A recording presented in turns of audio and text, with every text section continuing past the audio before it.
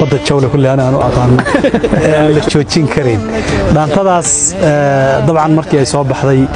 deegaanka Soomaalida iyo dadkii markaas joogay ee muxaafadka ahaa aad bay ula kala ordeen aad baa loo dhageystay laakiin waxa ay maqaala inay gadaal ka qadhaadhatay ama ay kala qadhaadhatay oo dhaantadaasi waxoogaa siyaasad laga dhaxarkay ujeedka dhaantadaas aad u samayseen adiga cali ahaan aad u qaad horta afgaan sugub Allah u naxariistay wuxuu yiri annagu murtida waan samaynaa dadku laakiin siday doonaan iyaga u fasirta dhaantadan badda jawle waxay la kulantay sarifka ay la kulantay waxa uu ahaa waaqici markaa meesha ka jiray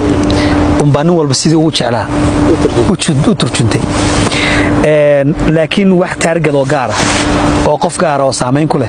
ma aysan jirin wax guud waa jira oo maaragtay xaalad guud ah laakiin wax taargad oo ama qof ama reer gaar oo taargad gareynaysa xaqay ma jirin siyaasadda ka hadlay reer kama hadlay dhinaca siyaasadda baasha waxa horta siyaasadii baan ku sheegay aniga waa la weydiiyay waxaan weydiiyay madaxweynuhu sarreeyay wadanka marka ayada cabdi baa intuu yeeray bay weydiiyay aan ku wari maya waxba kama jiro sidan baan la weydiiyay marka isbedel baa ka dhacay deegaanka isbedel ka dhacay wadamada Charsaad Djibouti oo kalena deegaanka dhanbe u yaqaanaan badda jawle oo TV ay ku calaamadsanay ama meelo badan badda Soomaalida kala dhan badda jawle deegaanka maartay loo yaqaan oo dhaanta ahaan way deegaankeena gudihiisana laba dhowr gobol markaas siyaasadaan isku eryay oo baa ayagana naftigooda u fasirtay oo yiri badda jawle dadayse badda jiftaysan jeelin marka marka si guud aan su'aasha soo koob wax si gaar ah oo maartay meel soko ay target gareynayay ma ayna jirin laakiin waxaan rabaa inaan ka soo gaabiyo aniga sida dabcan xogta aan ku helay ama fasirka isoo gaaray in dhaantada laga bixiyo waxay ahayd dabcan urur baa markaas dagaalamayay oo ONLF ah hada guduhu jooga jawxa la yiraahdaa marka la af Soomaali ahaan lagu soo gaabiyo maamulkii markaas jiray oo dabcan xukuumadda TPLF iyo EPRDF markaas hoos tagayeen iyadana waa jiray oo maaragtay dagaal xun baa meesha ka socday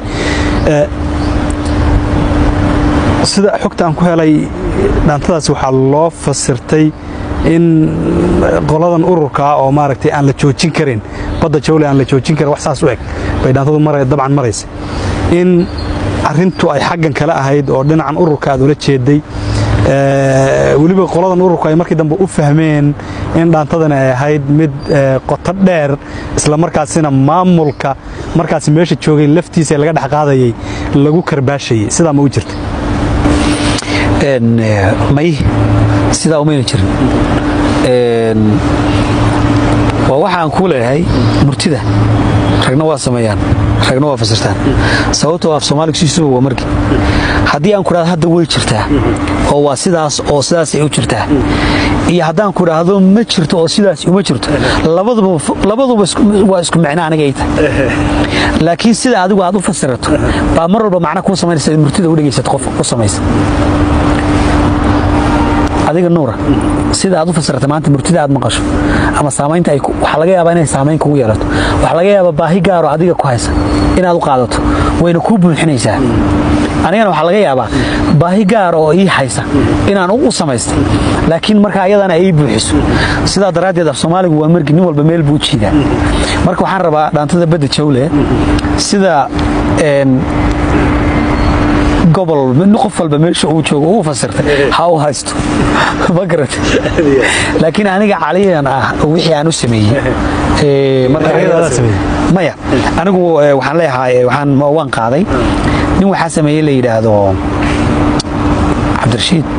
lawrnay waxa igu dambeysay dhowr iyo 10 sano ka hor ninkaas baa igu dambeysay baa sameeyay marka anigu sidaan u qaaday waa isi abwaanku sida uu qaadayna uu sameeyayna waa usi sida daraadeed wuxuu kiniinka xanuun baabiyaha markay labtu xanuunaysa madaxu xanuunay hadaad laqdo waa xanuun baabiye